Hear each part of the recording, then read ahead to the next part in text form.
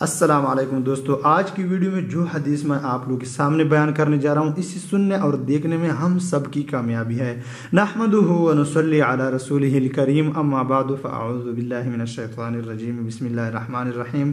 حضرت عبداللہ بن مسعود رضی اللہ تعالی عنہ ارشاد فرماتے ہیں کہ جو شخص یہ چاہے کہ کل قیامت کے دن اللہ جل شانہ کے بارگاہ میں مسلمان بن کر حاضر ہو، وہ ان نمازوں کو ایسی جگہ ادا کرنے کا اہتمام کرے جہاں اذان ہوتی ہے، یعنی مسجد میں، اس لیے کہ حق تعالی شانہ نے تمہارے نبی علیہ الصلاۃ والسلام کے لیے ایسی سنت جاری فرمائی ہے جو سراسر ہدایت ہے۔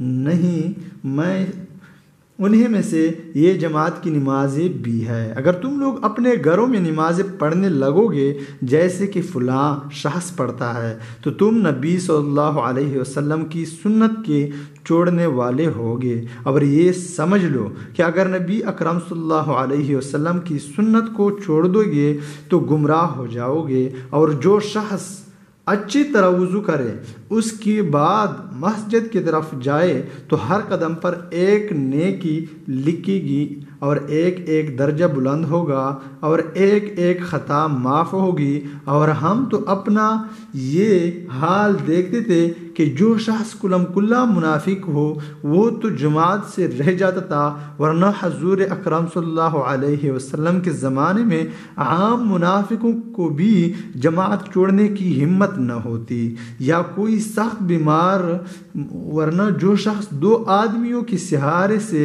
گھسیٹتا ہوا جا سکتا تھا وہ بھی صف میں کھڑا کر دیا جاتا تھا۔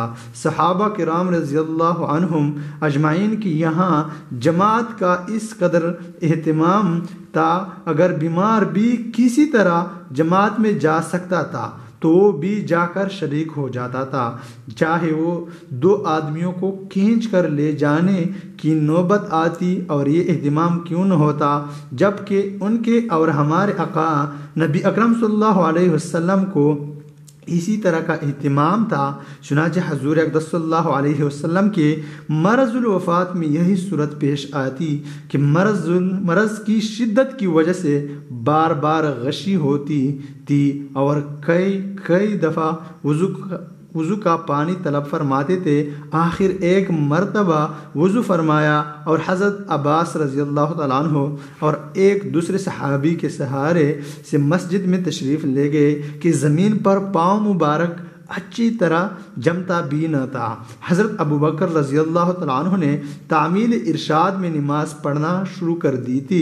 حضور صلی اللہ علیہ وسلم جا کر نماز میں شریک ہوئے۔ حضرت ابو درداء رضی اللہ تعالیٰ عنہ فرماتے ہیں کہ میں نے حضور اقدس صلی اللہ علیہ وسلم کو یہ ارشاد فرماتے سنا کہ اللہ کی عبادت اس طرح کرو گویا بالکل سامنے ہے اور تو اس کو دیکھ رہا ہے۔ وآخر دعوانا الحمدللہ رب العالمین۔